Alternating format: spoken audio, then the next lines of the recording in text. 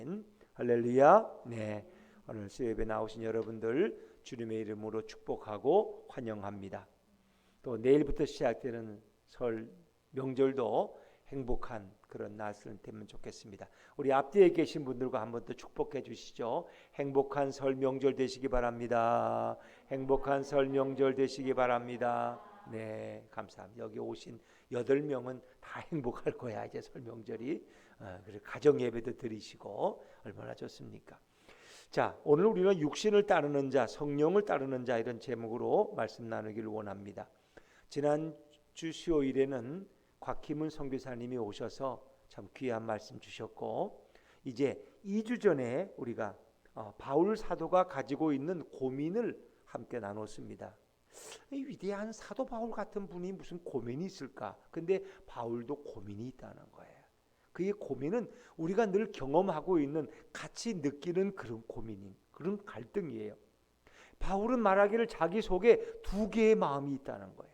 하나는 선한 마음과 악한 마음, 하나는 선한 의지와 악한 의지가 있다는 거예요. 그래서 이 선한 마음과 악한 마음이 자꾸 내 안에서 충돌해서 내가 너무 고통스럽다는 거예요. 고통스럽다. 회사가 그러면 얼마나 힘들겠어요, 그죠? 오늘도 주일날 교회 갈까 말까? 갈까? 아이, 가긴 뭘까? 가야 돼 그래도. 아이, 가긴 뭘까? 요즘 뭐 어디 예수가 어디 있어? 이러면서 마음의 갈등을 하면 이것처럼 힘든 게 어디 있어, 그렇죠? 근데 바울도 자기 속에 선한 마음과 악한 마음이 늘 이렇게 충돌하고 있었다는 거예요. 자, 우리가 이제 성경을 한번 다시 읽어보면, 자, 앞장을 한 장 넘기시면 로마서 7장 19절. 로마서 7장 19절 한 장만 앞으로 넘기면 돼요. 로마서 7장 19절 한번 읽어볼게요. 시작. 내가 원하는 바 선은 행하지 아니하고 도리어 원하지 아니하는 바 악을 행하는도다. 바울이 원하는 선은 행하지 않고 자꾸 마음에 악을 행한다는 거예요. 악을. 뭐 이제 여기에 대한 것은 바울이 뭐 남의 과부집에 들어갔겠어요? 그런 악은 아닐 거야, 그렇죠? 바울이 뭐 손인 버릇이 있어가지고 남의 걸 또 슬쩍 해가지고 와서 회개, 이런 건 아닐 거야, 바울의 마음에. 여러분 이해하시죠? 그렇죠? 위대한 사도 바울이 어떻게 혼자 있는 과부집에 들어가서 말이야 이렇게 바람을 피다가 걸려가지고, 이런 건 아니야. 이런 악은 아니야. 이런 악에 바울이 시달린 건 아닐 거고, 아마 우리가 생각할 때 바울이 가진 선과 악의 갈등은 그 당시 모든 유대인들이 가졌던 고민, 그 뭐예요? 그 율법에 그들은 어릴 때부터 익숙해 있다는 거야.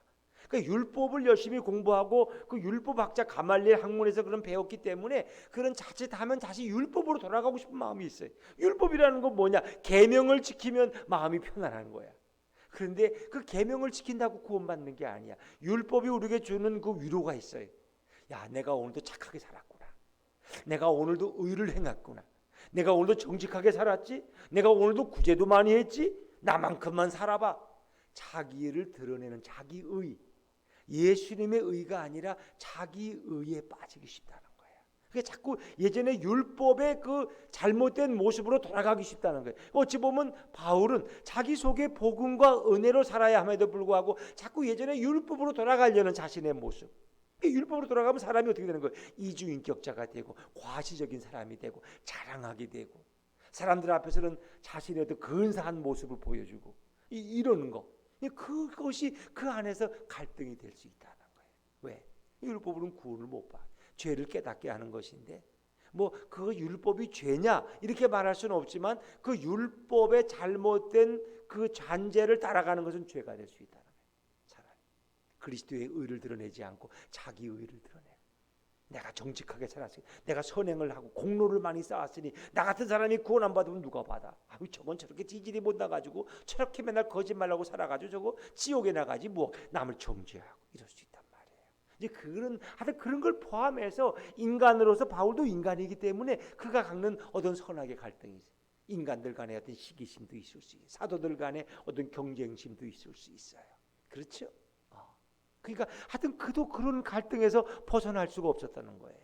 내가 원하는 선은 행하지 않고 원하지 않은 악을 행하는데 그것은 내 안에 죄가 있다는 거예요.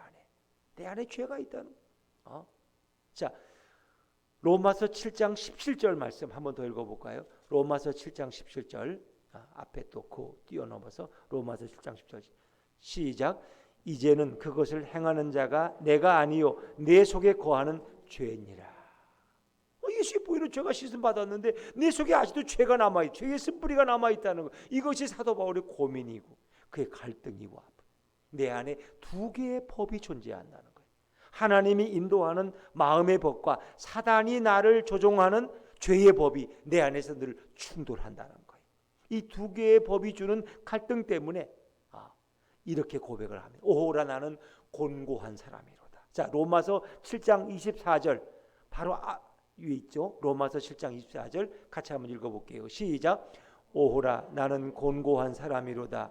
이 사망의 몸에서 누가 나를 건져내랴. 나는 곤고한 사람, 나는 괴로운 사람.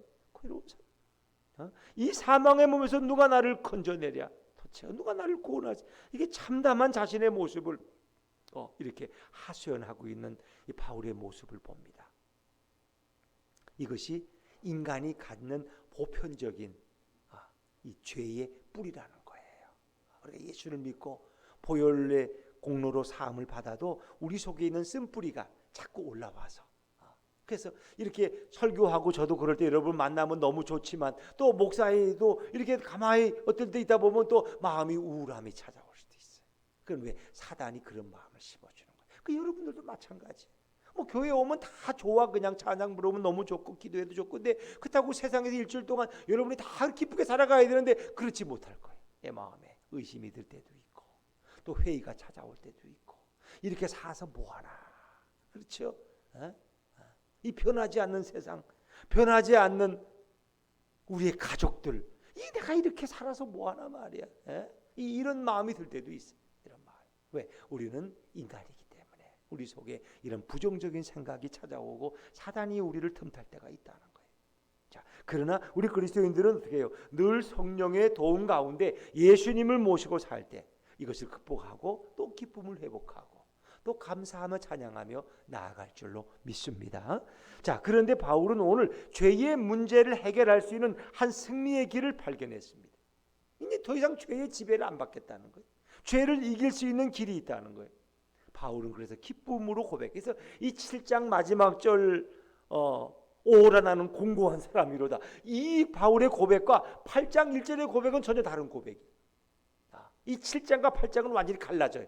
이때는 8장에서의 모습은 승리한 사도 바울의 고백이에요.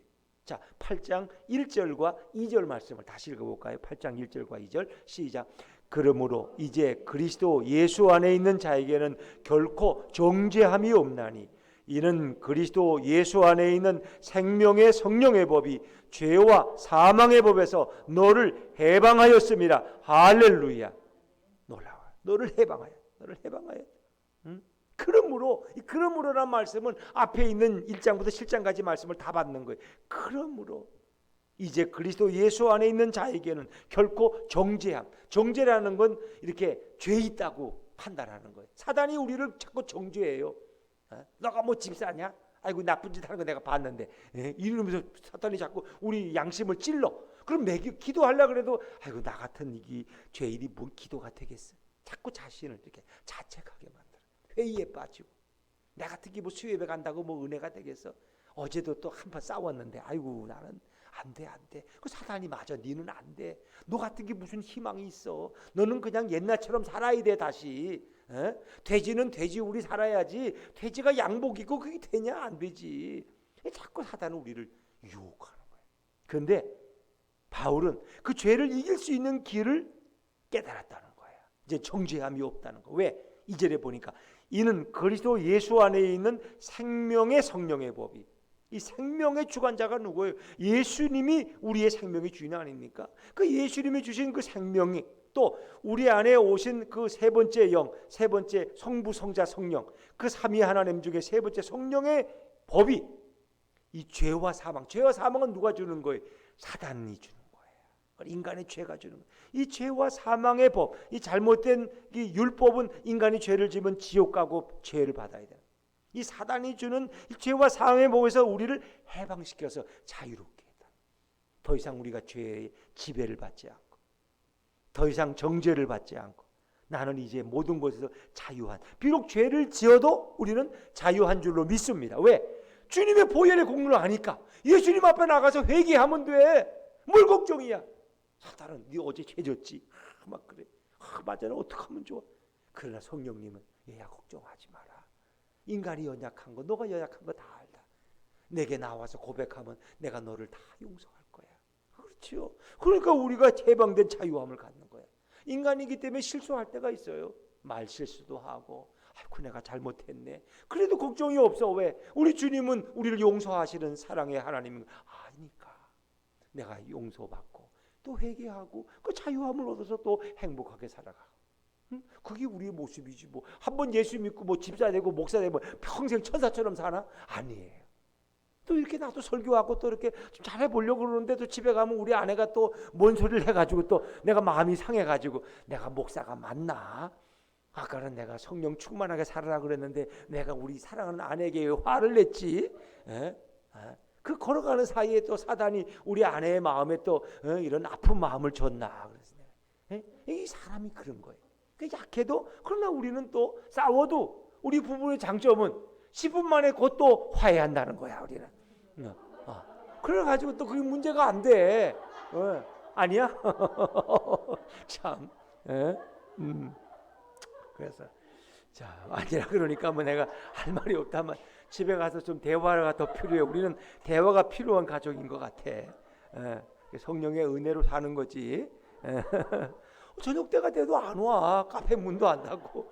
6시면 와요. 나를 저녁을 차려줘야 되는데 그 내가 수요일에 늦으려고 밥을 해가지고 생선까지 구워서 한 토막 늘려다가 그래도 아내가 혹시 늦게 오면 또 먹어야 되니까 2토막을 해놓고 이제 막 먼저 먹고 치우려고 하는데 그때 싹 문 열고 들어와. 그래서 야 저 사람은 굶진 않겠다. 어디 가도 용케도 먹는 걸 어떻게 알고 그 냄새를 맡고 거기서 쫓아온 거야. 참 놀라. 여러분 그렇습니다. 이렇게 바울은 성령의 법, 생명의 법 안에서 예수 그리스도 안에서 그런 자유함을 얻었다는 거예요. 근데 이제 그러므로란 말이 중요해요. 그러니까 그러므로는 앞에 1장부터 7장까지의 모든 내용을 다 받는 거예요. 그러므로 이제는 그 그러므로가 뭐냐? 이제 그 중요한 그러므로의 내용을 여러분에게 설명을 드리니까 한번 잘 들어보세요. 앞에 결론이 있는데 자 로마서 3장 24절 말씀을 한번 이렇게 접어놓고 찾아보실까요? 로마서 3장 24절에 이 주님의 말씀 때문에 우리가 자유함을 얻을 수 있다는 거예요. 로마서 3장 24절 다 찾으셨으면 아멘 하세요. 로마서 3장 24절 같이 읽습니다. 시작. 그리스도 예수 안에 있는 속량으로 말미암아 하나님의 은혜로 값없이 의롭다 하심을 얻은 자 되었느니라. 이제는 우리가 그리스도 예수 안에 있는 속량, 그 예수님이 우리 대신 죄값을 치른 그 사건, 그 속량으로 말미암아 하나님의 은혜로 값없이 의롭다 하심을 얻은 자 되었다. 우리는 의롭다고 인정받게 돼. 이게 의인이야. 하나님이 보실 때 너는 죄가 없다고 우리를 의롭다고 인정해 주시는 거야. 우리가 볼 때는 저 여자 저거 보통 여자가 아닌데 저 예전으로 말하면 청량리 그 588에 있던 여자인데 이렇게 생각할 수도 있고 양간으로 막 그 여자를 비난해. 가늠하던 여자라고 돌로 쳐. 그런데 예수님은 아니야. 너는 하나님의 깨끗하고 성결한 딸이다. 너의 죄를 내가 다 보혈로 씻었어.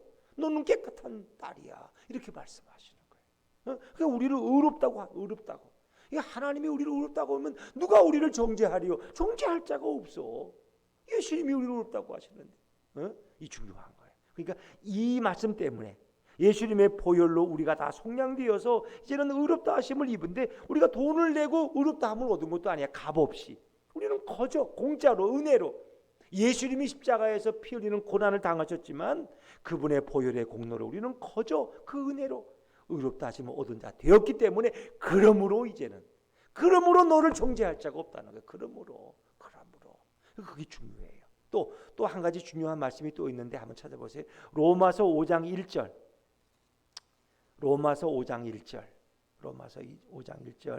한번 같이 또 읽어볼게요. 로마서 5장 1장 시작. 그러므로 우리가 믿음으로 의롭다 하심을 받았으니 우리 주 예수 그리스도로 말미암아 하나님과 화평을 누리자.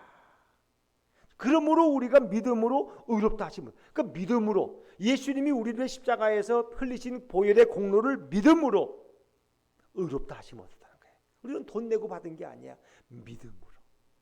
그분이 하나님이시지만 인간의 몸을 입고 이 땅에 오셔서 십자가에 달리셔서 내 죄값을 치르기 위해서 그 보혈을 흘리심으로, 그분의 보혈을 흘리심으로 내가 그 사실을 믿을 때 그분의 보혈로 내 모든 죄가 다 씻음받아 나는 의롭다고 인정받는 거야. 의로워진 거야. 그게 얼마나 감사해요. 그래서 그 은혜라는 건 늘 울어도 다 갚을 수가 없는 거예요. 그래서 어떤 여인은 자기의 그 결혼할 때 가지는 그 뭡니까? 그 향유 옥합을 가지고 와서 너무 고마워서 예수님의 머리에 부어드리고, 그리고 예수님의 발을 자기의 머리털로 씻어드리고. 왜? 그 은혜가 너무 놀라워서. 우리도 그런 마음으로 사는 게 그 신앙이에요. 진정한 신앙. 그 은혜 가운데 사는 거야. 그 은혜 가운데 있을 때 뭐 아내가 좀 뭐 밥 안 해주고 그런다고 내가 뭐 아내를 미워하겠어요? 그냥 그 주님의 은혜를 생각하면 그냥 다 감사하지. 미워할 수가 없는 거예요. 저렇게 이쁜 아내를 어떻게 누가 미워하겠어요? 그러니까 말이 그렇다는 거지. 그냥 다음부터 좀 일찍 오라는 거지. 근데 일찍 안 올 건 내가 또 알고 있어. 저 때문에 또 회개하는 사람이 있으니까 뭐 그거는 또 자기 때문이라고 또 그러니까 이 회개 역사가 일어났잖아. 벌써 부부 싸움의 원인이 자기한테 있다고 벌써 이실직고 하잖아. 뭐 그거야 좋은 일이니까 상담하느라고 뭐 시간이 있었으면 그 좋은 일인 거죠. 자, 여러분 그렇습니다. 이렇게 이런 로마서 3장 24절과 로마서 5장 1절 때문에 우리는 이제 자유함을 얻은 거예요.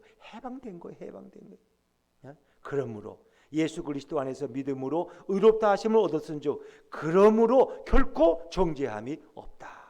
그리스도 예수 안에 있는 자에게는 이제는 정죄할 수 없어. 누가 우리를 판단할 수 없어. 세상 재판관들도. 왜? 절대자이신 창조주 하나님이 우리를 죄 없다고 하는데 누가 우리를 죄 있다고 말하냐 말이에요. 그리스도 예수 안에 있는 생명의 법. 그리스도가 바로 생명이지. 그분 안에 그리스도의 영, 성령의 법이 죄와 사망의 법에서 우리를 완전히 해방시키셨다는 거예요. 죄로 인해 이제는 다시는 우리에겐 심판이 없는 줄로 믿습니다. 유죄 선언을 받자. 우리는 다 무죄야. 우리는 단죄되지 않아요. 죄가 더 이상 우리를 판단하고 고소할 수 없어요. 그 자유, 그 자유. 그게 얼마나 놀라운 거냐. 예수 이름의 권세를 드높이고 찬양할 때 세상의 어떤 마귀 사탄도 어떤 권력도 어떤 핍박자도 두렵지 않은 거. 이게 참 자유한 그리스도인의 모습이에요. 이렇게 자유하니까 지난주에 왔던 각기문 선교사는 뭐 그렇게 사람들이 죽어나가는데도 그걸 지나서 가서 복음을 전한다잖아요. 그게 왜 자기는 예수님이 우리를 자유케 했는데 뭐 걱정이냐. 그분은 좀 어떤 그 인터넷에 나온 뭐 강의 때문에 그런 얘기를 하더라고. 자기가 이제 거기 있으니까 이제 미션 하우스도 있고 그래서 이제 단기 비전 트립 이렇게 오잖아요. 청년들도 오고 중학생들도 오고 어른들도 오고 그럼 이제 한 일주일, 2주일 동안 그 지역 돌면서 이제 교회에 가서 예배도 드리고 또 선교도 하고 그렇게 하는데 이제 어때 이제 IS가 이렇게 막 사람들 죽이고 이러면 위험하니까 정부에서도 이제 가지 말라 그러고 그 정부 자제령이 여행 경계령이 내려져요. 그런데 그러면 꼭 단기 선교 오겠다는 사람들은 안 온다는 거야. 아유 뭐 가고 싶은데 이게 하나님의 뜻이 아닌가 봐요. 하나님이 막으셔서 우리는 못 가겠어요. 그런데 거기에 무슨 사업, 비즈니스 때문에 돈 벌러 오는 사람들은 그래도 다 온다는 거야. 그러니까 선교하러 오는 사람들은 주님의 뜻이 아니라고 위험해서 우리가 못 가겠다. 하나님이 영광 가리울까 봐. 그러는데 돈 벌려고 오는 사업가들은 다 온대. 왜? 돈 벌어야 되기 때문에. 근데 생명 전하는 우리가 돈 버는 사업가들보다도 생명을 더 소중히 여겨. 참 그래서 그분이 이제 그런 얘기를 하는 거예요. 비교를. 그렇다고 뭐 위험한데 가라는 얘기가 아니고 또 오해하지 마시고. 그러나 돈 버는 사업가들은 돈만 벌 수 있다면 어디든지 간다는 거야. 사람이 죽어나가도 간다는 거야. 왜? 거기 가서 계약하면 돈을 벌 수 있으니까. 근데 예수 믿는 그리스도인들은 조금 위험하다면 아이고 아니야 가면 안 돼. 이거 하나님의 영광 가려 안 간다는 거야. 그 자기는 간다는 거야. 유서 써놓고 참 도전 받대. 나도 앞으로 교회 올 때마다 유서 써놓고 올까? 뭐 여기 와 순교할 일은 없으니까 그렇죠. 그런데 참 그분은 그 대단한 젊은 분이 그렇죠. 그래서 각기문 선교사는 참 이 시대 하나님이 귀하게 쓰시는 사도와 같은 종이구나. 성경도 참 예주로 이렇게 풀고 또 그분이 자신의 모든 사업을 다 정리해서 남에게 주고 말이에요. 그 가서 그렇게 쓰레기 더미 가서 이렇게 복음 전한다는 거. 참 놀랍잖아요. 그렇죠? 자기 세례 받을 때도 담배를 못 끊어가지고 세례 받고 와서도 교회 마당에서 한 대 피웠대. 그리고 또 그날 저녁 또 막걸리도 먹고 또 이렇게 술도 못 끊어가지고. 그러나 그가 진짜 이제는 그 모든 걸 다 뭐 그건 중요한 게 아니니까. 그건 예수 믿는 사람들에게. 그건 또 복음을 알면 다 끊게 되니까. 그리고 그분은 오직 복음을 위해서, 예수를 위해서. 어찌 보면 그런 분들이 목회자보다 더 때묻지 않은 것 같아. 그분은 그렇잖아요. 목사님들은 뭐 이렇게 가면은 또 뭐 선교가 잘 돼야 되고 또 후원도 잘 받아야 되고 이래서 그런 거 신경 쓰느라고 뭐 뭘 전할지는 몰라. 근데 그분은 그런 거 신경 안 써. 그죠? 하나님이 다 먹이고 입히는데 뭐 걱정이냐 말. 그거 하다가 또 돈 없으면 자기 부인이 한국에 와서 학원 강사니까 또 학원 강사하면서 돈 벌어서 또 보내면 자기는 그거 가지고 또 선교하고 이러더라고. 그래서 오히려 목회자보다도 이런 평신도 선교사들을 하나님, 그분은 신학교 안 나왔어요. 목사님도 아니야. 그냥 평신도 선교사야. 전도사님도 아니야. 그냥 선교사야. 그런데 목사님들보다 더 성경을 영적으로 능하게 풀고 해석하고 더 오히려 예수님으로, 참 놀라운 일이죠. 하나님이 참 귀하게 쓰시. 그렇다고 또 그렇게 묻지 마세요. 목사님은 지금까지 뭐 했는데 그 평신도 선교사보다도 그래 성경을 잘 모르냐고 이렇게 또 묻지는 마라. 그러면 뭐 베드로나 야고보는 다 죽었게. 그러면 바울은 늦게 사도가 돼도 얼마나 영적으로 또 뛰어가요. 그래서 신약 성경의 절반을 다 기록을 했잖아. 거기 보면 베드로는 뭐 베드로 전서 후서밖에 더 했어. 그렇잖아. 그런 걸 가지고 또 따지면 안 돼. 근데 교인들은 꼭 그런 걸 또 따져. 우리 목사님은 뭐 박사과정 대학원까지 나왔다면서 평신도 선교사만큼도 못하고 이렇게 또 보면 또 그건 또 시험 들 일이고 나도 시험 들고 여러분도 시험 들고. 그러니까 하나님이 그 시대마다 귀하게 쓰는 종들이 있는 줄. 근데 갓기문 선교사 보고 또 여기 와서 예수분교회 목회 한번 해보라 그럴까? 그래도 내가 선교사로 가고 뭐 그분도 여기서 만만치 않을 거야. 여기도 만만치 않은 분들이 있거든. 예. 그러니까 어찌 보면 선교가 또 편할 때가 있어. 예. 선교사는 자기 마음대로 다 해. 그냥 하나님 음성 듣고. 근데 목회는 또 그게 마음대로 안 돼. 또 장로님이 한마디 하고 또 안수집사님이 한마디 하고 이러면 또 그게 부담스러워. 이제 고만, 그 얘기는 고만. 자, 하여튼 성령님이 우리를 자유케 하셨다는 거예요. 이게 얼마나 감사해요. 자유케 하셨어요. 자, 이제 예수께서는 우리 죄를 십자가에서 다 해결하셨고 우리의 속죄를 완전히 이루신 줄로 믿습니다. 죄와 사망의 법이라는 건 율법에서 우리를 완전히 해방시킨 거야. 그러니까 우리가 죄를 지면은 율법이 우리를 정죄해. 율법이 우리를 판단해. 그러나 율법은 우리에게 자유를 못 줘. 구원을 못 줘. 율법은 그저 판단하고 죄라는 걸 알려주고 우리를 그저 이렇게 정죄하는 거야. 근데 이제는 생명을 주시는 성령의 법이 이 율법의 법에서 우리를 완전히 해방시켰다. 그 자유함을 얻는 거죠. 우리가 갚아야 될 빚을, 바로 죄의 빚을 우리 예수님이 다 갚으신 줄로 믿습니다. 더 이상 죄가 우리를 지배할 수 없어요. 사망이 우리를 위협할 수도 없어요. 이 중요한 거예요. 과거에 어떤 잘못을 저지르면 약점이 돼가지고 뭐 하면은 당신 나한테 뭐 해달라고, 안 그러면 옛날에 당신 잘못한 거 터뜨리겠다고 직장에서 그러면 참 그 곤란하죠. 내가 이제 진급을 앞두고 있는데 저 사람이 그걸 터뜨리면 난 진급해서 안 돼. 옷 벗어야 돼. 그러니까 그 사람이 해달라는 걸 또 해줘. 그것도 부정한 걸 또 해줘. 그러면 나중 더 많은 죄를 짓는 거야. 근데 우리는 그런 게 없어요. 왜? 예수님 안에서 우리는 다 용서받았기 때문에. 우리처럼 자유한 사람이 어디 있어? 그렇죠? 바로 어떤 것도 우리를 죽음도 우리를 위협하지 못해. 그러니까 죽음을 뛰어넘었기 때문에 곽희문 선교사는 죽음이 두렵지 않다는 거예요. 어디든지 자기는 갈 수 있다는 거예요. 참, 그분은 코로나인데도 뭐 오라니까 그냥 오겠다 그러고 또 한 번 더 오고 싶대. 그냥 3월 달에 나가기 전에. 그래서 내 생각에 코로나인데 아무래도 한 다시 오시면 모실까, 어떻게 또 금방 왔다 잘못되면 또 어떻게 더 많은 교인 왔다가 또 그냥 사진 찍힐까 봐 그냥 또. 그런데 하여튼 내가 그건 믿음이 없어서 그런 거고, 하여튼 그분은 참 보면 대단해. 그러나 그분을 쓰시는 예수님이 더 위대한 줄로 믿습니다. 그러나 이제 그렇게 훌륭한 선교사님들도 마지막까지 그 믿음이 잘 가야 돼. 또 그러다 보면 또 이렇게 때가 묻고 다른 선교사님들한테 또 잘못된 영향을 받고 이래가지고 그분이 또 그러면 안 되죠. 그러니까 선교사님들도 여기 목회자들하고 거만 비슷하대. 우리 한국 선교사들은 가면 또 거기 가서도 또 뭐 팔을 나누고 또 누구는 또 왕따 시키고 사람이 사는데 똑같아 그냥 거기도. 그러니까 어디에 있든지 우리가 복음의 중심에 서는 게 중요한 것이지. 그게 중요하단 말이에요. 그래서 저는 그 순수한 그분의 그 정말 선교적인 마음, 그 헌신적인 충성심이 늘 예수님의 돌보신 가운데에서 그분이 정말 선교사를 은퇴할 때 그때까지 그것이 지속될 수 있기를 정말 저는 기도하겠다 이런 생각이 듭니다. 또 우리 모두도 그런 훌륭한 선교사님을 주신 건 정말 우리 한국 교회의 복이죠. 그렇잖아요. 복이라고 저는 그렇게 느껴져요. 네. 자, 우리가 이제 좀 더 나아가서 3절 4절 말씀 한번 읽어볼까요? 3절 4절 말씀, 3절 4절 시작.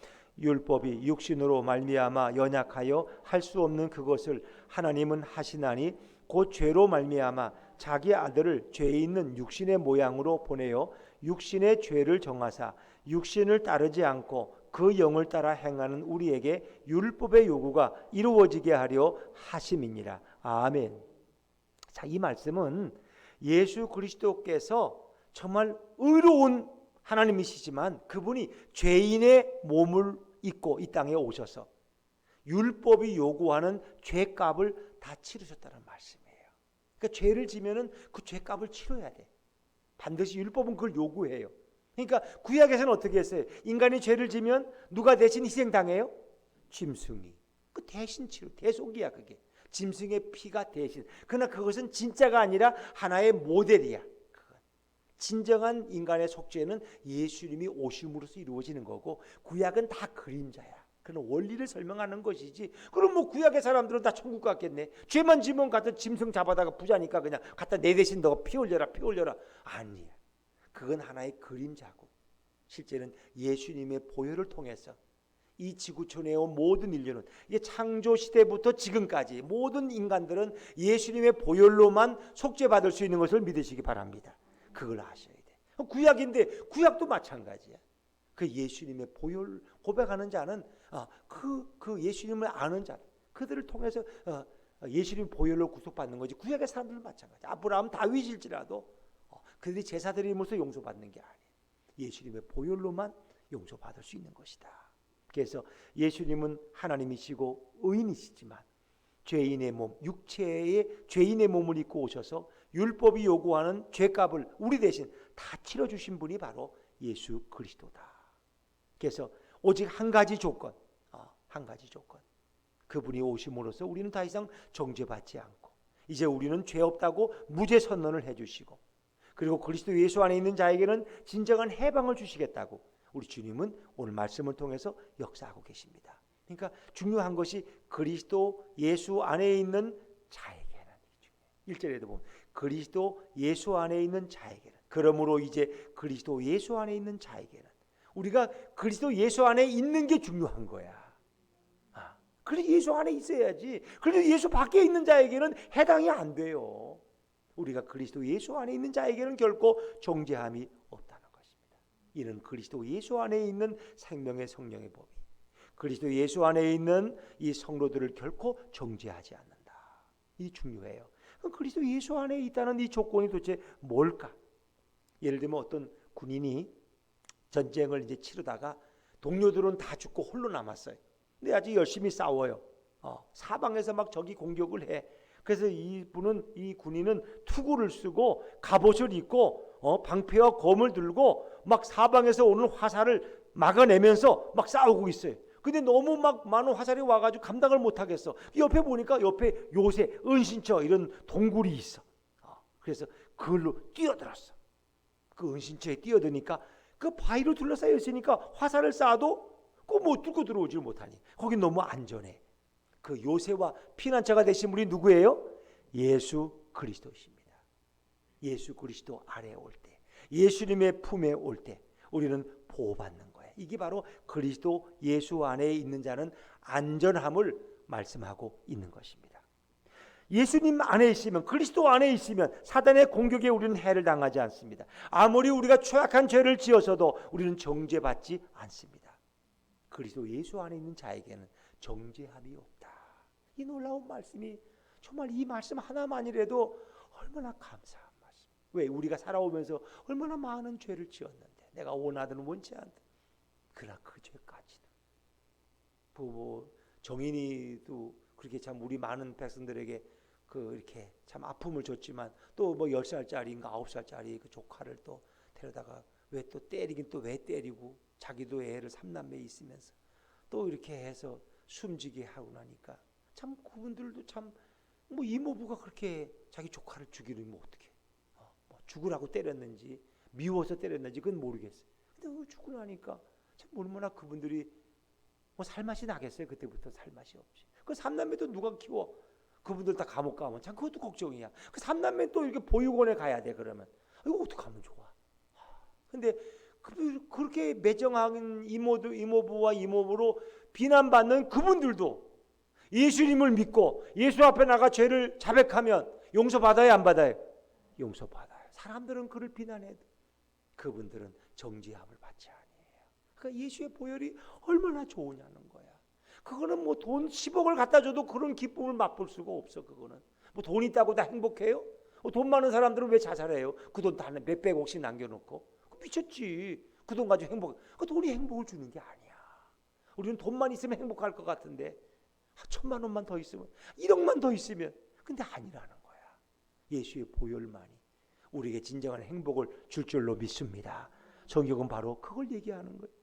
이 탈북자들이 주로 이제 이렇게 중국으로 건너가서 중국에서 막 고생하다가 이렇게 겨우겨우 그분들이 이제 어떻게 한국 대사관 담장을 뛰어넘는데 성공하면은 자유를 얻는 거야. 근데 그 대사관 담장을 못 뛰어넘게 중국 공안들이 지켜요. 이렇게 공안들이 잠깐 비었을 때 이제 그분들이 막 뛰어 들어가서 이제 이렇게 담을 뛰어넘으면 거기는 치유의 법권 지역이기 때문에 중국 공안들이 들어오지를 못해요. 거기 이제 머물다가 제3국을 통해서 한국에 들어올 수 있는 거예요. 대개 이제 그런 루트가 그래요. 탈북할 땐 그렇게 하는 거죠. 마찬가지예요. 우리가 대사관에 뛰어들면은 중국 공안들이 잡을 수 없는 것처럼 우리가 예수 그리스도의 품에 들어오면 어떤 사탄도 어떤 율법의 정죄도 우리와는 상관없다는 거예요. 거기에 진정한 행복과 자유가 있는 거예요. 그래서 여러분 난 이제 지금 이제 미스 트롯 그걸 이제 가끔 이렇게 볼 때가 있어요. 이게 뉴스에 나오면 이렇게 보다 보면 또 뭐 나 별로 안 좋아하는데 그것도 보면 또 그것도 재미있더라고요. 그래서 이제 보는데 그분들이 거기서 떨어질 때 한번 보면은 막 울고 난리야. 이렇게 이제 뭐 절반을 떨어뜨려. 그럼 절반 떨어지고 절반을 이제 떨어진 사람들은 있죠. 붙은 사람도 있죠. 이제 붙은 사람만 그 다음 또 경연에 나가. 근데 누가 이제 그 진달래인가 누구는 또 학교 폭력에 해가지고 그분을 이제 떨어졌어. 딴 사람을 하나 이제 거기다 올려놓는데 막 너무 감격스러워서 울어 그냥. 그래서 참 저분들은 뭐 가수 들을 때 사람들이 그러니까 그게 이제 굉장히 중요하죠. 그게 방송에 나오고 다음 경연에 나가서 이제 뭐 진선미가 되면은 뭐 걱정 없잖아요. 그 진선미만 되면 아주 뭐 돈 버는 건 보장돼 있잖아요. 그죠? 광고도 나가고 뭐 여기저기 불려다니고. 근데 그분들이 거기 떨어지면 막 울어. 그리고 붙으면 너무 좋아가지고 그러고도 막 울어. 나 그런 모습을 보면서 어떤 걸 느꼈을 것 같아요, 여러분. 우리가 그런 그 슬픔과 기쁨도 있지만 천국과 지옥 문턱에서 자기 사랑하는 자녀가 천국을 들어가지 못하고 지옥으로 떨어져갈 때 얼마나 눈물 흘릴까. 내가 천국에 가지 못하고 지옥으로 떨어져갈 때 그 슬픔은 그 경륜에 떨어지는 거 밑으로 떨어지는 거하고 비교가 안 돼. 또 가끔 자신들이 대학에 떨어질 때 부모들은 또 슬퍼해요. 위로하면서도 마음이 아파. 근데 그 자식이 대학 입시 떨어지는 건 문제가 안 돼. 천국이 아니라 지옥으로 떨어질 때 그거는 회복할 수 없는 거예요. 그러니까 우리가 예수님 안에서 구원받는 것은 세상 어떤 것과도 비교할 수 없는 최고의 축복이요 최고의 기쁨인 것을 믿으시기 바랍니다. 제가 그 얘기하려고 하나님이 그 미스트롯을 보게 하신 것 같아. 하여튼 그 잘생기고 그렇게 훌륭한 그 가수들이 막 울고 불고 난리야. 너무 좋아서 울고 너무 슬퍼서 울고 자기 부모가 죽어도 그렇게 안 울어. 그런데 여러분 보세요. 우리가 천국과 지옥에서 떨어져 나갈 때 그건 그거하고 비교할 수 없는 거예요. 우리 세상 것에 너무 연연할 필요가 없어요. 내가 예수님을 통해서 이렇게 하나님의 자녀가 되고 구원받는 것이 얼마나 놀라운 복인가. 그러면 이제 우리는 예수 믿고 죄와 사망에서 자유케 된 그리스도의 삶과 하나님을 알지 못하는 불신자의 삶에는 어떤 차이가 있을까? 그럼 내가 이렇게 의롭다함을 입고 이제 예수 믿고 나는 구원받아 가는 자녀가 되었어. 근데 어떤 사람들은 예수도 모르고 불신자로 살아가. 근데 우리가 볼 때는 뭐 예수 믿는 신자나 예수 안 믿는 불신자와 우리가 볼 때는 별 큰 차이가 있어 보여요? 없어 보여요? 별로 큰 차이가 없어 보여. 어떤 때는 예수 믿는 사람들이 더 나쁜 일도 많이 하는 것 같고 예수 안 믿지만 그 사람은 거짓말도 안 하고 너무 선하게 생겼고 말이에요. 그렇게 보일 수도 있다는 거예요. 그러나 그렇지 않다는 거예요. 예수 믿는 사람과 예수를 안 믿는 사람은 반드시 차이가 있다는 거예요. 이제 그 차이를 우리가 이제 꼭 알아야 돼. 주무셔도 그 얘기는 듣고 주무시길 바랍니다. 자, 5절과 6절, 5절과 6절, 5절과 6절 한번 읽어볼게요. 시작. 육신을 따르는 자는 육신의 일을, 영을 따르는 자는 영의 일을 생각하나니 육신의 생각은 사망이요 영의 생각은 생명과 평안이니라. 아멘. 육신을 따르는 자, 육신을 쫓는 자는 육신의 일을 생각해. 그러나 영을 따르는 자는 영의 일을 생각해. 여러분은 주로 어떤 생각하세요? 한번 좌우의 분에게 한번 물어보세요. 육과 영 중 어떤 걸 더 많이 생각하세요? 한번 물어보세요. 시작. 육과 영 가운데 어떤 걸 더 많이 생각하세요? 육의 일을 많이 생각하느냐, 영적인 일을 더 많이 생각하느냐. 근데 성경에 보니까 육신의 일은 뭐예요? 우리가 모두 생각하는 육신의 일은 아파트, 또 쾌락, 성공, 인기, 돈, 뭐 이런 거에 대한 관심. 그게 육신의 관심들이야. 육신을 따르는 자들은, 불신자들은 육신의 일을 주로 생각해. 그러나 성령을 따르는, 영을 따르는 사람들은 영의 일을 생각하는데 그건 뭐예요? 주로 하나님을 생각하고 예수님을 생각하고 복음을 생각하고 진리, 평화, 자유, 전도 이런 걸 생각, 구원을 생각하는 거예요. 그렇죠. 그러니까 우리가 영적인 분들은 우리 자녀가 예수를 잘 믿어야 되는데 1년 동안 예수 잘 믿었는지 한번 오면 좀 봐야 되겠다. 우리 아들이 예수 잘 믿으면 최고 좋은데 이런 관심들이 있어. 예수 잘 믿는다 그러면 너무 좋은 거야 그냥. 근데 그렇지 않은 육신을 따르는 분들은 이번에 또 아들이 돈을 많이 벌었다는데 나한테 용돈을 얼마나 갖다 줄까? 이런 육신의 관심이 있는 거야. 관심이 다르죠. 그래서 우리는 이 관심이 있는 곳에 생각을 많이 해요. 제가 좀 이제 과거를 좀 고백한다면 제가 이렇게 신학교 다닐 때 결혼을 일찍 했는데 어떤 여자분이 빨리 결혼해 달라는 거야. 내가 너무 좋아서 그냥 나 없이는 못 살겠대. 그래서 내가 그냥 군대에 가 있으면서 그냥 결혼을 했어. 그냥 겁도 없이. 아무것도 가진 게 없는데 그때는 군대 뭐 월급이 3,000원이야. 지금은 한 30만 원 되는데 병장이 상병. 그래놓고 결혼을 해가지고 있다가 이제 내가 복학을 했는데 3학년에 복학을 했어. 3학년에 이제 그때는. 근데 그 뭐 아무것도 신학교 다니는 뭐 결혼은 너무 좋아서 결혼을 했는데 뭘 먹고 살아? 제 나이가 그때 뭐 한 26살 되는데 아직 신학생인데 뭘 먹고 살아? 근데 마침 이제 집도 얻어야 되는데 그 학교 밑에 수유리, 서울 수유리에 가면 학교 밑에 이렇게 신발 가게 하나 내놓은 게 있어요. 옆에는 분식점이 있고. 그래서 이제 그 신발 가게를 그 당시에 아마 내 생각에 한 200만 원에 월 한 20만 원 됐던 것 같아요. 월세가. 그래서 이제 그걸 이제 결혼식 할 때 받은 부조금을 가지고 그걸 주고 그 방 하나를 얻었어. 그리고 이제 화장실은 옆집 분식점하고 같이 쓰는 또 화장실이고 이렇게 이제 부엌 하나 안에 있고 그리고 거기 이제 신발 파는 이렇게 진열대가 있고 그리고 이제 그때 코닥 필름도 같이 했어. 그 수요중 애들이 각기 이제 화개사 가고 이제 놀러 가는 사람들이 그 필름 사가지고 가고 이제 그렇게 했는데 우리 아내가 지금은 성공한 거라 출장. 그때는 필름 팔던 아줌마였어. 그 신발 팔고 그랬어요 그때는. 저는 이제 아침이면 새벽 기도는 안 가도 저 동대문에 가서 또 신발 이렇게 떼다가 갖다 또 놓고 그리고 이제 아침 먹고 또 학교 가면은 학교가 바로 옆이니까 한 200m 안 돼. 가면은 저는 졸아 또 가서 또 아침. 우리 사람도 열심히 또 신발 팔고 그런 일을 이제 한 1년 딱 했어요. 그리고 이제 첫 아들 낳고는 이제 그걸 그만뒀는데 그때 저의 관심은 뭐였을까요? 신발로 어떻게 잘 팔 수 있을까? 요즘 신발이 어떤 게 그때는 이제 나이키 신발 그런 거 이제 있으면 꼭 또 기차표 뭐 그런 거. 그래서 지나가다가도 멋있는 신발을 보면은 신발 멋지다. 저 어느 표지? 왕자표인가? 나이키인가? 이런 거 따졌어요. 왜? 그 저의 관심은 신발에 있었거든. 신발. 어떤 신발을 갖다 놔야지 더 잘 팔리고 우리 아내를 좀 배불리 먹일 수 있을까? 이런 거. 제 관심은 신발이었어요. 마찬가지예요. 오늘 우리의 관심이 어디에 있느냐? 근데 이제 신학생이면서도 그때는 먹고 살아야 되니까 그냥 그런 관심들이 장사를 하다 보니까. 그러나 오늘 영적인 사람들은 영의 일에 관심을 갖는다는 거예요. 여러분은 어디에 관심을 가지고 있느냐는 거예요. 자, 우리 7절과 8절 말씀도 읽어볼까요? 7절과 8절입니다. 시작. 육신의 생각은 하나님과 원수가 되나니 이는 하나님의 법에 굴복하지 아니할 뿐 아니라 할 수도 없음이라. 육신에 있는 자들은 하나님을 기쁘시게 할 수 없느니라. 육신의 생각은 결국 하나님과 원수가 된다는 거예요. 그리고 결국 육신에 있는 자들은 하나님을 기쁘시게 할 수 없다는 거예요. 그래서 육신의 생각은 대개 뭘까? 갈라디아서 5장 19절에 보면 제가 읽어드릴게요.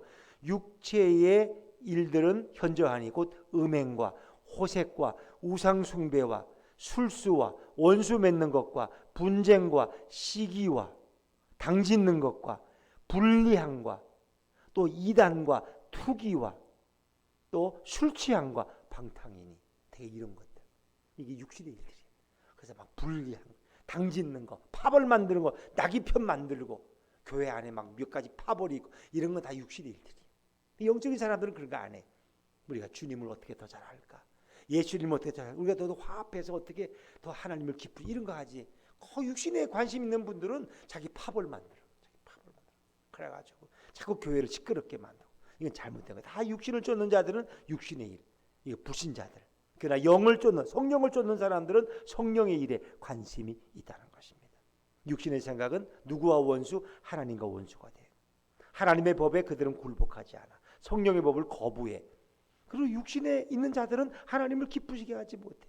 이게 참 불행한 일이죠. 그러니까 우리는 영적인 사람이 된다는 것이 얼마나 중요한지 몰라. 우리는 육신의 사람이 아니라 성령의 사람이 되어야 할 줄로 믿습니다. 그래서 육신의 사람과 성령의 사람은 같아 보이지만 전혀 다르다는 거예요. 전혀 다르다. 그러면 여러분들은 내가 육신의 사람인가 성령의 사람인가 뭘로 구분할 수 있겠어요? 김순아 씨아님은 자기가 육신의 사람 같대, 성령의 사람 같대. 말하기 곤란하지. 성령의 사람이라 그러면 남들이 또 교만하다 그럴 것 같고, 육신의 사람은 저렇게 새벽기도 열심히 나오면서 또 저렇게 육신의 사람이냐 그럴까 봐 또 그것도 대답하기 어렵죠. 근데 제가 하나 알려드릴게. 내가 육신에 속한 사람인지 성령에 속한 사람인지를 구분하는 방법이 있어요. 우리가 죄를 질 때 너무 쉽게 져. 그러면 그 사람은 육신에 가까운 사람이야. 뭐 욕하고 죄짓고 남 미워하고 남 막 흠담하고 이런 게 아무렇지도 않아. 그거 하면 너무 기뻐, 막 행복해. 야, 커피 한 잔 더 먹자. 야, 신난다. 야, 오늘 누구 욕하니까. 야, 이러면 완전히 육신의 사람이야. 그러니까 예배 잘 드리고도 밥 먹을 때 막 침 튀기면서 누구 막 흉보고 어느 집사 그냥 없는 사람 막 욕하고, 그건 여신도 여성교 회비도 안 먹고 안 내고 말이야. 받아 먹기만 하고 막 이러는 게 신나면은 나 육신에 가까운 사람이야. 근데 남을 흉보려면은 뭔가 이게 목에서 뭐가 막아. 이거 불편해. 전에는 편했는데 이게 성령의 사람이야. 성령이 내 안에 있으니까 그게 부담스러운 거야. 또 목사를 흉보려고 그러다가도 아니야. 아이고, 내가 말씀 듣는 목사님을 흉보면 내가 목사님 설교에 다음부터 은혜를 못 받지. 그래서 그걸 절제하게 만들어, 성령님이. 왜? 여러분, 목사하고 목사 흉보다 보면 목사가 하는 말은 다 거짓말처럼 들리고요. 그 다음부터 은혜가 안 된다는 거 아세요? 목사하고 한번 싸운 사람은 여기 와도 은혜가 안 돼. 뭐 말하면 자기 욕하는 것 같아. 목사님이 또 내가 비판하는구나. 이게 안 돼. 그래서 이 성경에도 너희는 말씀을 가르치는 자와 늘 화목하라는 거예요. 그들은 회개하기를, 너희를 위해 회개하기를 자기를 위하여 회개하는 것처럼 그렇게 회개 기도하기 때문에 말씀을 가르치는 자들과는 항상 좋은 화목한 관계를 가지라. 왜? 그 말씀을 들을 수가 없으니까. 그래서 목사하고 마음이 안 맞는 분들은요, 꼭 설교 시간에 딴짓해. 일부러 머리 긁고 책을 막 넘겼다가 안경을 벗었다가 놓고 또 스마트폰을 또 냈다가, 왜? 집중이 안 되는 거야. 그리고 예배 끝나면 또 신나, 그냥 자기 사람들 만나느라고. 그게 아니야. 그리고 우리는 이 말씀을 통해서 은혜를 받기 때문에 말씀을 전하는 설교자들과 늘 좋은 관계를 갖고, 또 목사도 부족한 점이 있죠. 그럼 어떻게 해요? 그 목사님을 위해서 기도해야 돼. 우리 목사님도 연약한 부분이 있으니까 하나님께서 우리 목사님을 더 붙들어 달라고 이렇게 해서, 그래야지 내게 은혜가 되는 거지. 이게 참 목사도 인간이라는 건 저도 천사가 아니잖아요. 흠이 있죠. 그러나 성도들은 그것을 위해서 기도해 주시고, 또 목사는 말씀을 잘 준비해 성도들에게 은혜로운 예수님의 말씀의 꼴을 전하고, 서로가 유익이 되는 거야. 그렇지 않습니까?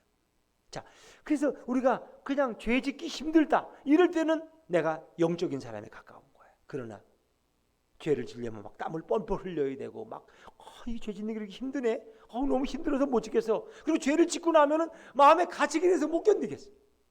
그러니까 쉽게 말하면 어디 가서 물건을 샀는데 그 사람이 실수해가지고 그냥 5만 원 받아야 되는 걸 5천 원만 받고 그냥 거슬러 줘. 4만 5천 원 거슬러 줬어. 그 3만 5천 내가 돈 버는 거지. 설 달이니까 정말 예수님이 축복하셔서 별일이 다 있네. 5천 원 내고 4만 5천 원 거슬림 받았어. 예를 들면 그 사람 5만 원 착각을 해서. 그러면 육신의 사람은 할렐루야, 돈 벌었다 이런데 영의 사람은 아니야. 밥을 먹어도 행복하지 않고 잠을 잘 잠이 안 와. 일찍 가서 돌려줘야 돼. 내가 보니까 돈을 잘못 받았네요. 미안해요. 그래야지 마음이 편해. 그게 영의 사람이야. 내 안에 성령님이 계시니까. 아셨죠? 그러니까 죄를 질 때 편하게 너무 스물스하게 지면은 이건 육신의 사람이고, 죄를 짓고 나면 너무 괴롭게 견딜 수. 내가 고백하는 게 낫지, 내가 창피당하는 게 낫지, 난 죄 짓고 못 살아. 이 사람은 성령의 사람. 그리고 죄를 지려고 그러면 내 안에 성령님이 강하게 나를 막으셔. 그래서 아주 죄 짓기가 너무 힘들어. 그런 사람은 성령의 사람. 여러분들에게 죄 짓기가 너무 힘들고 땀을 뻘뻘 흘리면서 죄를 짓게 되는 그런 성령의 축복이 있기를 주의 이름으로 축원합니다. 그게 복받은 사람들이에요. 복받은 사람들. 그래서 하나님의 영, 그리스도의 영이 내 안에 거하실 때 그런 복을 받는 거예요. 그래서 9절 말씀에 어떤 9절입니다. 9절 한번 다시 읽어볼게요. 9절 시작. 만일 너희 속에 하나님의 영이 거하시면 너희가 육신에 있지 아니하고 영에 있나니 누구든지 그리스도의 영이 없으면 그리스도의 사람이 아니라. 그리스도의 영이 없으면 그리스도의 사람이 아니야. 내 안에는 그리스도의 영이 있는 거예요. 어떤 사람이 그리스도의 영이 있느냐? 예수님을 내 구주로 영접한 사람에게는 그리스도의 영이 여러분 안에 임재해 계신 줄로 믿습니다. 그러니까 삼위일체 하나님, 성부, 성자, 성령은 다 한 분이죠. 본질은 같고 위격이 다를 뿐이야. 그러니까 예수님을 모시면 성령이 내 안에 있는 거야. 그러니까 성령은 아들의 영이고 아버지의 영이야. 그러니까 뭐 그걸 굳이 구분 안 해도 돼요. 예수님이 내 안에 계신 건 성령님이 내 안에 계셔서 나를 지배하고 다스린다는 걸 의미하는 거예요. 그리스도의 계가 내 안에 계시면 나는 성령의 사람이다. 영의 사람이다. 예수님을 영접한 사람은 성령님이 내 안에 임재해 계시는 거예요. 그러면 죄를 전혀 안 지으면 좋지만 성령이 내 안에 계셔도 우리가 때론 죄를 져요. 그러나 전과처럼 그렇게 쉽게 죄를 짓지 못해요. 망설이고 고민하게 돼요. 마음에 갈등이 와요. 곧 회개하게 돼요. 이것이 성령이 내 안에 계신 사람이다. 성령이 계시면 나는 이미 그리스도 안에서 새로운 피조물이 된 줄로 믿습니다. 날마다 성화되어지고 날마다 변해가는 줄로 믿습니다. 그리고 내 안에 육은 죽고 영이 살아가는 거예요. 영으로. 영이 살아나는 거예요. 육은 죽고. 그리고 우리는 이 모든 믿음의 승리의 싸움을 날마다 승리하며 살아갈 수 있다는 거예요. 제가 초등학교 때 이렇게 초등학교 가서도 이게 저보다 위 상급 학생들이 저를 이렇게 때리거나 별로 그러니 왜?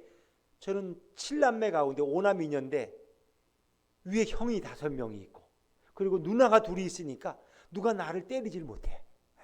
걔 때렸다가 영무 때렸다가 큰일 난다. 걔 형이 고등학교 3학년이야. 그러니까 누가 못 때려. 또 저를 때리려면 저보다 또 누나가 2년 위에 또 4년 위에 있으니까 누나들이 있으니까 또 못 때려. 때리려다가도 그 영이 그 동생이야. 걔 때리면 안 돼. 영희가 성격이 얼마나 나쁜지 아냐? 이러면 또 못 때려. 그 저를 이렇게 보호를 해주는 거예요. 막내니까 마찬가지예요. 우리가 예수님 안에 있으면 누가 우리를 건드리지 못해. 사망도 건드리지 못하고 사단도 건드리지 못하고 그래서 정죄함이 없고 우리를 누가 비난하지 못해. 생명과 성령의 법이 죄와 사망의 법에서 우리를 해방시킨 줄로 믿습니다. 마지막으로 성령이 내 안에 계실 때 오는 축복. 그것은 예수님을 모신 사람의 축복이에요. 우리의 구원이 보장됩니다. 죄의 보혈로 우리는 모든 죄가 씻음받았습니다. 그리고 내 성격과 생각이 날마다 변해집니다. 이 성화죠. 그리고 부정적인 생각들이 이제 긍정적인 생각, 믿음의 생각으로 바뀌어져요. 비판하던 사람들이 이제 격려하고 칭찬하는 사람으로 바꿔집니다. 그리고 예수의 영이 내 안에 있으면 죽음이 두렵지 않습니다. 나 죽으면 어떡해? 그런데 가만히 생각하니까 예수님이 계신데 뭘 죽어? 뭘 두려워? 죽으면 천국 갈 텐데. 그 죽음이 두렵지 않아. 그렇다고 또 함부로 막 다니라는 길은 아니에요. 그러나 우리는 죽음이 두렵지는 않다는 거예요. 죽음 앞에서 우리는 주저하지 않아. 왜? 예수님이 영원한 생명 되시기 때문에. 그리고 우리는 외롭지 않아. 왜? 성령님이 나와 함께 하시고 예수님이 우리 가정에 임재해 계시기 때문에. 그리고 성령님은 우리가 연약할 때 우리를 강하게 붙들어 주시고 우리가 가난할 때 우리를 부유하게 축복해 주시고, 우리가 병들었을 때 우리를 건강하게 치유하시는 분이 바로 성령인 줄로 믿습니다. 이 성령님을 모시는 게 얼마나 축복인지 몰라. 이게 제가 예수 얘기만 해서 그렇지, 그걸 바꿔 말하면 다 성령이야. 성령님이 나를 도와주시는 거야. 성령님이 나와 함께 하시고, 성령 충만함을 입는 게 얼마나 복이고.